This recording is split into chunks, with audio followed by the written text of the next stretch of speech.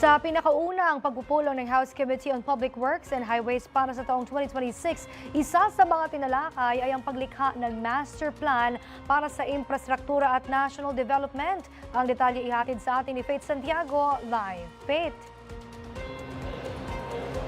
Yes, Princess, sa kasalukuyang fragmented infrastructure plan natin dito sa bansa ay binigyang halaga ng komite ang paglikha ng Comprehensive Infrastructure Development Master Plan.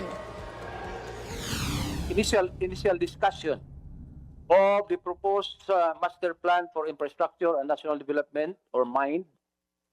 There are 6 similar House bills. Sa pagbubukas ni Chairperson Romeo Momo Sr., binanggit niya ang mga panukalang layong pagsamasamahin ang infrastructure at national development plan. Nagbigay din ng suporta at rekomendasyon ang ilang mga ahensya para sa mas epektibong implementasyon. Ang House Bills 693 at 1132 ay nakatuon sa paglikha at pagtatag ng komprehensibong infrastructure development master plan.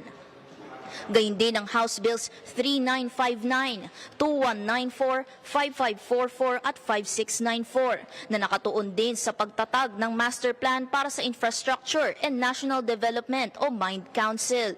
Buo ang suporta ng Department of Public Works and Highways at binigyang pansin ang ilang overlap sa mga probisyon sa Republic Act 12145 o Economy Planning and Development Act.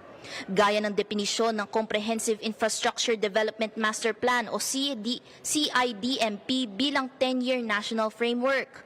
Pagkakaparehas ng national agencies na bubuo ng Infrastructure Development Committee o Infracom at definisyon ng CIDMP at composition, function ng MIND Council. Moreover, the department recommends that the proposed measures incorporate a clear and a specific provision for a specially earmark allocation or funding mechanism to achieve the completion of projects that will be included under the CIDMP. Sang-ayon din ang Department of Agriculture sa mga overlap na binanggit ng DPWH at nagbigay ng 3 stratehiya na maaaring isama sa pagkokonsolidita ng mga panukala. Gaya ng special alignment sa implementing agencies upang magkaroon ng one map rule para masigurong hindi madodoble ang pagpopondo sa mga proyekto. Pagbibigay halaga sa environment-friendly at food sufficiency principles at pagsama sa public at private entity project para sa iisang construction timeline na aagap mula sa misappropriation at pagkasayang ng resources. Suportado rin ng Public-Private Partnership Center dahil naaayon ito sa lahat ng state policies at principles sa Republic Act 11966 o ang PPP Code. Samantala, Princess, inaprubahan ang pagkabuo ng isang technical working group upang i-consolidate at talakayin pa ang mga naturang panukalang batas. Intensyon din ng komite na isama sa master plan ang construction materials price data na naaayon sa market prices. At yan lang muna dito sa Kamara.